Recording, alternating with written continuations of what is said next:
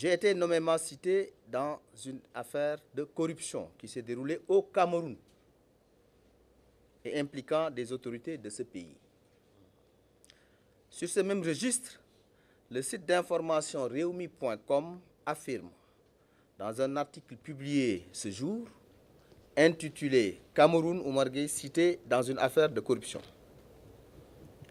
et de poursuivre « Révélation embarrassante pour Oumar Gueye. Le ministre de la Pêche est mentionné dans une affaire de corruption concernant un contrat militaire de surveillance des côtes et de l'espace maritime camerounais passé le 18 novembre 2010 entre le ministre de la Défense de l'époque, Edgar Arem Bebengo, et la société espagnole Defex SA.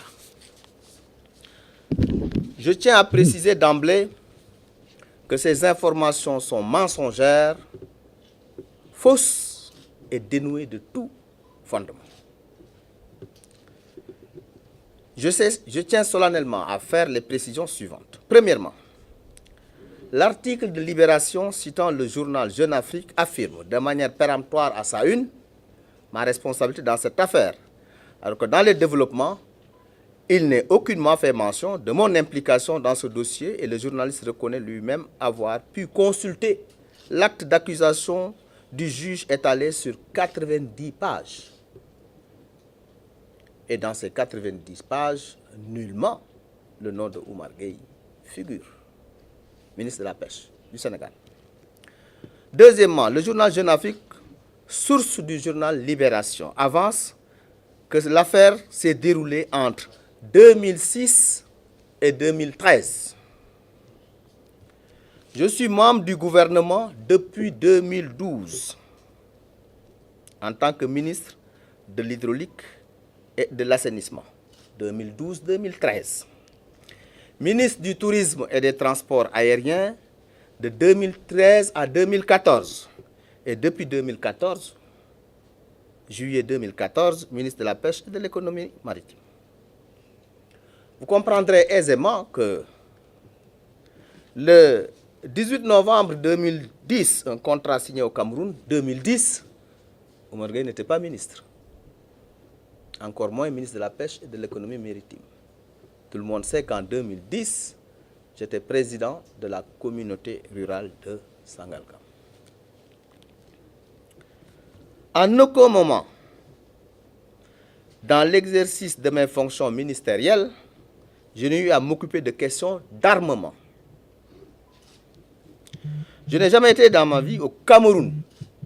Je n'ai jamais mis les pieds au Cameroun. Même dans l'exercice de mes fonctions. Je n'ai jamais voyagé pour mettre les pieds au Cameroun. Et je ne connais aucune autorité de ce pays, encore moins la société espagnole incriminée dans cette affaire, Defex, citée dans le journal. Et ses dirigeants. Et ils ne me connaissent pas non plus, ces personnes ne me connaissent pas. Quatrièmement, aucun des départements ministériels que j'ai eu à diriger, de par la confiance de son Excellence M. Macky Sall, président de la République, n'a eu à avoir de contact avec la société Defex. J'ai ici dans la table, avec moi, au présidium, des personnes qui s'occupent d'affaires maritimes. Madame Deitike Ndiaye Diop, qui est directeur des affaires maritimes, qui ne connaît pas cette société, ni la personne citée. Le capitaine de vaisseau Momodou Ndiaye, qui est directeur de la protection de la surveillance des pêches, ne connaît pas cette société, ni les personnes citées.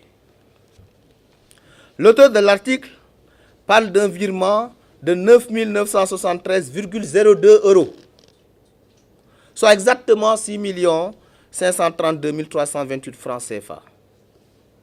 Un virement suppose l'existence d'un compte bancaire. Je n'en ai qu'un seul au Sénégal, ouvert dans les livres de la Banque Atlantique. J'ai par devers moi, ici, tout le relevé de compte, de l'ouverture de ce compte à aujourd'hui. Et c'est le seul compte que j'ai. Vous n'y verrez aucun virement de 9 973,02 € ou de 6 532 328. Cela n'existe pas. Je n'ai jamais eu de compte bancaire, ni en Suisse, ni en Espagne, ni en France, ni au Cameroun, ni ailleurs. Le seul compte bancaire que j'ai, c'est à la Banque Atlantique, dont les références sont bien connues, tous les mouvements connus, de son ouverture jusqu'au moment où nous parlons. Donc, personne ne peut tracer dans mon unique compte bancaire un tel virement. Cela n'existe pas. Ce sont des mensonges. C'est une diffamation. Mesdames et messieurs les journalistes, depuis que le président Macky Sall m'a fait confiance en me nommant ministre plusieurs fois dans son gouvernement avec différents portefeuilles, je me suis toujours évertué à mériter cette confiance. Je m'emploie toujours, avec toute la rigueur nécessaire et en me basant sur les valeurs qui fondent sa gouvernance, à atteindre les objectifs qu'il m'a assignés.